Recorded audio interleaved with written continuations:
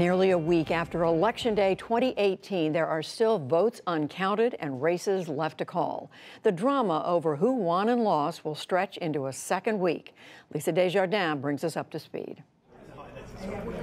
These are the sights and sounds of a high-stakes recount.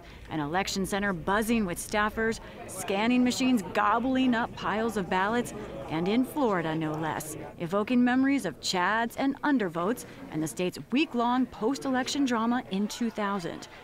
This year's machine recount of 8 million ballots was ordered Saturday in 3 dead-heat statewide races, including the race for governor between Republican Ron DeSantis and Democrat Andrew Gillum, as well as the race for U.S. Senate between Republican Rick Scott and Democrat Bill Nelson. Thank you, Florida, for your support. DeSantis was leading in the unofficial tally for the governor's race, and in this Saturday video, he made clear he was already laying the groundwork for a DeSantis administration. Since the election a few days ago, we have begun our transition efforts to build an administration that can secure Florida's future. With the election behind us, it's now time to come together as a state as we prepare to serve all Floridians. But that same day, Gillum, who had conceded on election night, said he's taking it back. Let me say clearly, I am replacing my words of concession with an uncompromised and unapologetic call that we count every single vote. That we count every vote. And I say this recognizing that my fate in this may or may not change.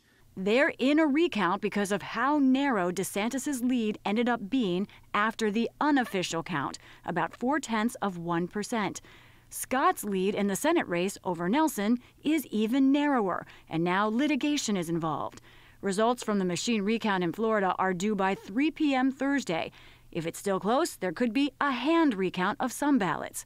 On the other side of the country, Arizona officials have said there won't be a complete initial count in the Senate race there until Thursday. Democrat Kyrsten Sinema has a slight lead over Republican Martha McSally.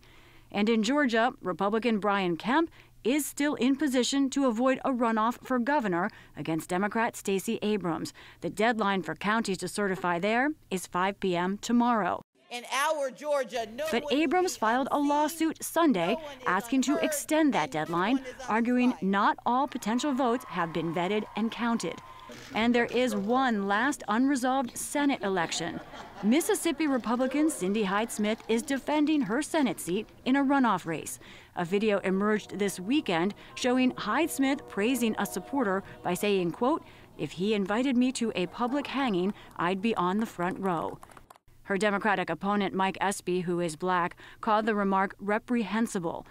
In a statement, Hyde-Smith said it was an exaggerated expression of regard and called the idea of a negative connotation ridiculous. The Mississippi runoff is in just over 2 weeks. For the PBS NewsHour, I'm Lisa Desjardins.